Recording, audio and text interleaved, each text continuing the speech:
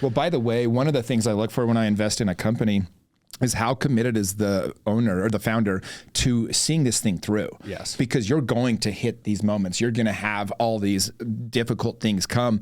And I need a guy that can push through those. Like, I want the dude that's not going to quit, because if you have a founder that is very good at founding companies, he just goes and starts the next thing.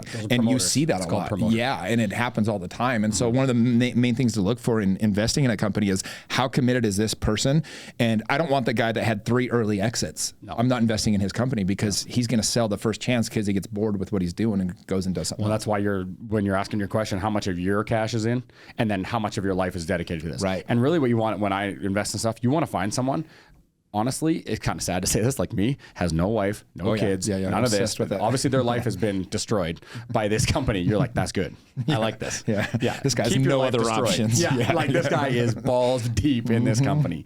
So with Coldbore, we went through a bunch of that stuff, right? And then we had to refi a couple more times, and then I fought through this.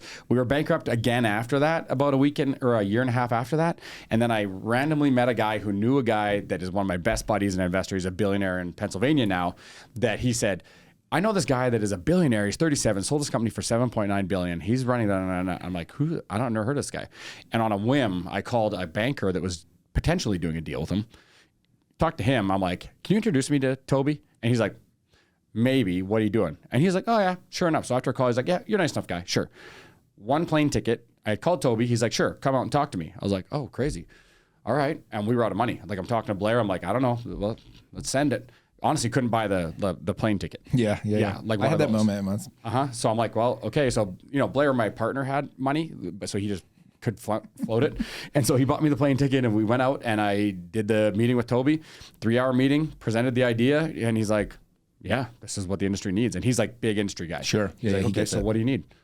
I'm like, $4 million. He's like, all right, we'll do due diligence. 2 weeks later, check was in the bank. Been a partner ever since. A year later, we got British Petroleum to invest. Company took off, saved it. That was basically Toby and those companies and the British Petroleum investment. And now actually, funny story, we're doing another round right now. What's the round you're doing right now? Well, it was a $50 million round 4 months ago. And we'll timestamp this. The whole world's imploding right now, and bankers are nowhere. Everyone's signing up. Yeah, so it's a $25 million round now. Yeah. And what evaluation? 250. Awesome. So, but it's and that we've had to bring the valuation down a bit, but it'll be we're trending 100% growth every year. So 500 next year. How many employees do you guys have now?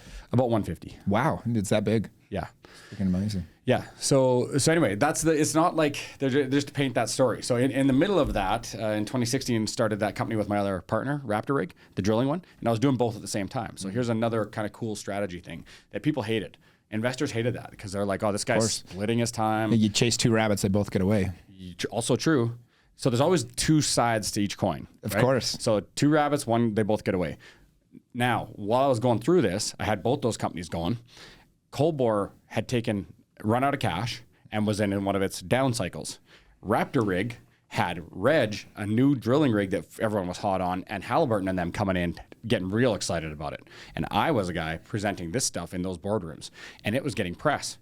Press releases were coming out, and so that your name's getting out. You're getting everything's a lot. Well, that's one of the things when I was doing real estate. Everyone would always invest in real estate things, like the other realtors. They're investing in the real estate office, the title company, all these real estate things. And I'm over here like I'm trying to go the opposite direction. I'm investing in things that had nothing to do with real estate, and I was putting a lot of time into side projects all the time, because every time I did one of those side projects, it brought me news, it brought me press, it brought me fresh faces, it brought me networking. People were like, Jimmy's everywhere. This guy's freaking everywhere. I want to do business with this guy. What it was, I went and sold solar with Vivint Solar for a few months, and dude, I ended up selling 60 homes to guys in that company, because it was like, so it always, even though it was like, it would look like a contradiction to what I was doing, in the end, I always helped catapult my real estate business even more.